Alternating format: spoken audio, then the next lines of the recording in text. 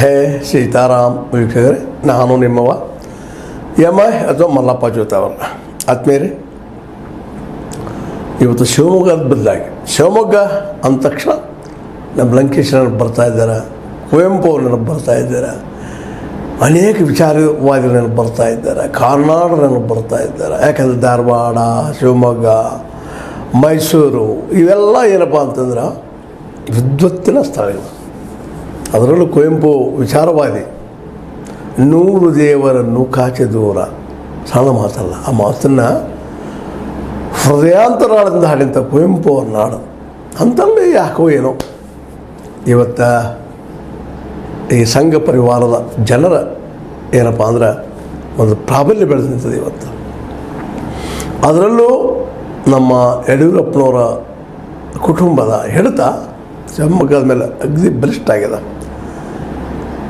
ಯಾಕಪ್ಪ ಅಂತಂದ್ರೆ ಇವತ್ತು ಶಿವಮೊಗ್ಗ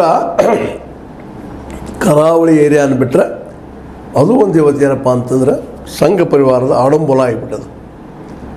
ಅಲ್ಲೇ ಸೋಲೆಕಾಲದ ಸರದಾರರು ಹುಡುಕೊಂಡ್ಬಿಟ್ಟಿದ್ದಾರೆ.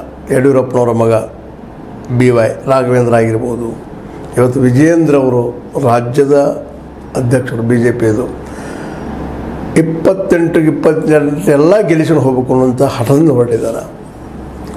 ಇಂಥ ಒಂದು ಶಿವಮೊಗ್ಗ ಇವತ್ತೇನಪ್ಪ ಅಂದ್ರೆ ಹಾಟ್ ಕೇಕ್, ಇವತ್ತು ಬಿಸಿ ಬಿಸಿ. ಯಾಕಪ್ಪ ಅಂತಂದ್ರೆ ಇವತ್ತು ಹಿಂದುತ್ವದ ನಡಕನ ಹಿಂದುತ್ವದ ವಿರೋಧ ನಡೆದದ. ಒಂದು ಕಡೆ ಹಿಂದುತ್ವದ ಯಡಿಯೂರಪ್ಪ ಇದ್ದಾರೆ, ಇನ್ನೊಂದು ಕಡೆ ಹಿಂದುತ್ವದ ನಮ್ಮ KS ಈಶ್ವರಪ್ಪನವರು ಇದ್ದಾರೆ. ಇವರಿಬ್ಬರು ಶಿವಮೊಗ್ಗದಲ್ಲೇ ಈ ಹಿಂದುತ್ವ ಬೆಳೆಯೋದಕ್ಕೆ ಭಾಳಷ್ಟು ಶ್ರಮಪಟ್ಟವರು, ರಾಜ್ಯ ಮಟ್ಟದಲ್ಲಿ ಇದನ್ನು ಬೆಳೆಸಿದವರು. ಅಷ್ಟೆಲ್ಲ BJPಗೆ ಬೆಲೆ ತಂದುಕೊಟ್ಟಂಥವರು, ದಕ್ಷಿಣ ಭಾರತಕ್ಕೆ ಒಂದು ಎಂಟ್ರಿ ಹೊಡೆಯೋದಕ್ಕೆ ಬಾಗಿಲ ಓಪನ್ ಮಾಡಿದವರು. ಅಂಥವ್ರ ಮಧ್ಯದಲ್ಲಿ ಇವತ್ತು ತಿಕ್ಕಾಟ ಬರ್ತದೆ, ಘರ್ಷಣೆ